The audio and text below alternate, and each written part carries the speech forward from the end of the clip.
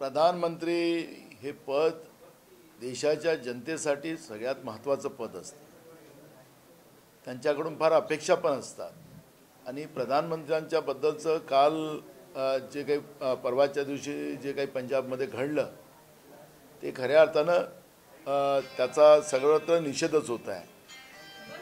पण ज्या पद्धतीनं त्याचा बाऊनंतर करण्यात आला, त्याचं इव्हेंट करण्याचं काम आलं, त्याची नौटंकी करण्याचं काम जे सुरू झालं हे खऱ्या अर्थानं लज्जास्पद आहे. प्रधानमंत्री पदाच्या व्यक्तिमत्वानी या पद्धतीचं करून घेऊन मग पंजाबच्या सरकारच्या चुकीच्यामुळे या पद्धतीची एक मोठी घटना टळली अशा पद्धतीचा आव आणण्याचाही प्रयत्न त्या ठिकाणी झाला.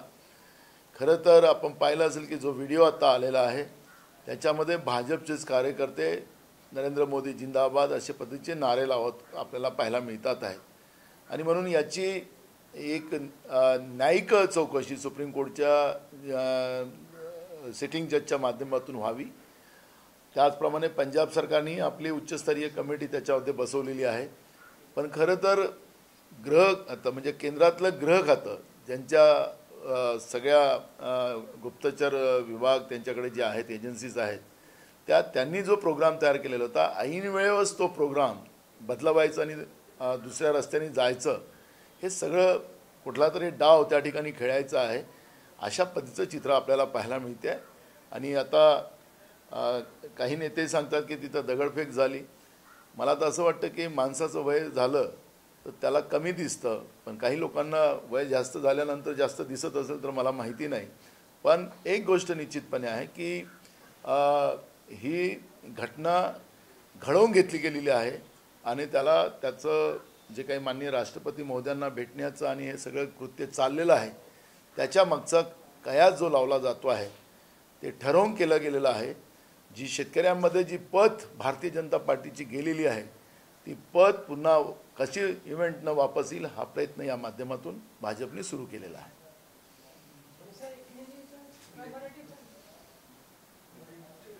नारा जिस तरीके से सिक्योरिटी ब्रीच को लेकर के इन्वेस्टिगेशन शुरू है, लेकिन उस दौरान बीजेपी अलग अलग जगहों पर जो रुद्राभिषेक कर रही है, तमाम सारे कार्यक्रम आप कह रहे हैं कि पहले से प्री प्लान कार्यक्रम था, ये पूरा डिजाइन था. जो इंसिडेंट हुआ इंसिडेंट के बाद बीजेपी इवेंट के तौर पर इसे आपने देखा होगा कि जो आज वीडियो सामने आया है कि जो नरेंद्र मोदी जी की गाड़ियों के पास जो लोग दिखते हैं उसमें नरेंद्र मोदी जिंदाबाद और बीजेपी के झंडे लेके खड़े हैं लोग वहाँ पे अपने को देखने मिलता है.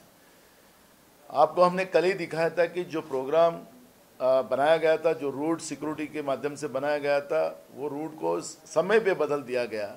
इसके पीछे का रीज़न क्या है?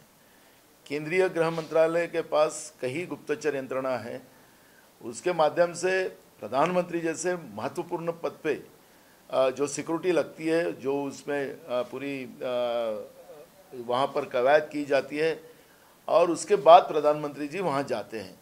लेकिन यहाँ पर तो प्रधानमंत्री पद को भी गरिमा को भी ख़त्म करने का काम ऐन समय में किया गया है और ये हमारे देश के लिए घातक है.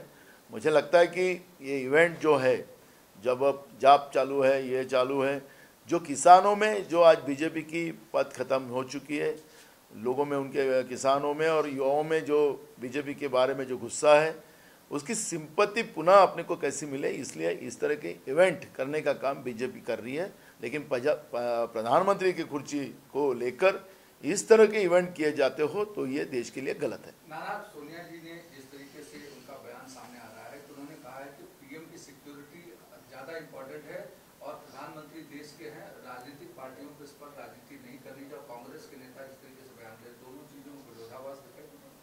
देखो आज भी हमने प्रधानमंत्री जी के उनके ऑनर रखकर जो बात हम आज रख रहे हैं वो प्रधानमंत्री का सम्मान करके ही हम बात रख रहे हैं, क्योंकि प्रधानमंत्री को इस तरह से समय पे रूट चेंज करना, ये करना, ये प्रधानमंत्री के व्यक्तिमत्व को ये व्यवस्था अच्छी नहीं है. लेकिन इसके पीछे का जो कोई राजकारण जो चल रहा है, जो इवेंट किया जा रहा है बीजेपी की तरफ से, उसके ऊपर हमारी टीका है. ये इस तरह का इवेंट नहीं करना चाहिए, क्योंकि प्रधानमंत्री होते हैं, प्रधानमंत्री देश के होते हैं. ये बात को खुलासा हमने पहले ही किया. एक सवाल और है कि आज कई पेपर्स में आया है कि कई विधायक नाराज हैं मंत्रियों से कामकाज ना होने को लेकर के, और उन्होंने राहुल गांधी का समय मांगा है कि वो शिकायत कर पाए। आप तक कुछ बातें पहुंची हैं किस तरीके से? मैं आपके माध्यम से ही मैंने देखा है और सुना भी है, लेकिन अभी तक कोई विधायक जी का मेरे पास उस तरह का कोई डेलीगेशन आया नहीं है। तो ये बात सही है कि नहीं है, ये बात का मुझे पता नहीं है, लेकिन ऐसी कोई बात नहीं है कि महाराष्ट्र में मंत्री और हमारे विधायकों में समन्वय है।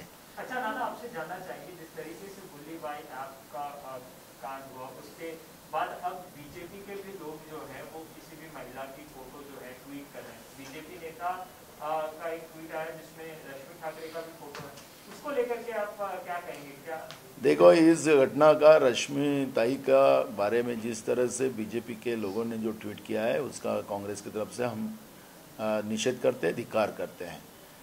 महिला कोई भी हो, महिला का अपमान ये इस हिंदुस्तान की संस्कृति में कोई भी सहन नहीं करता।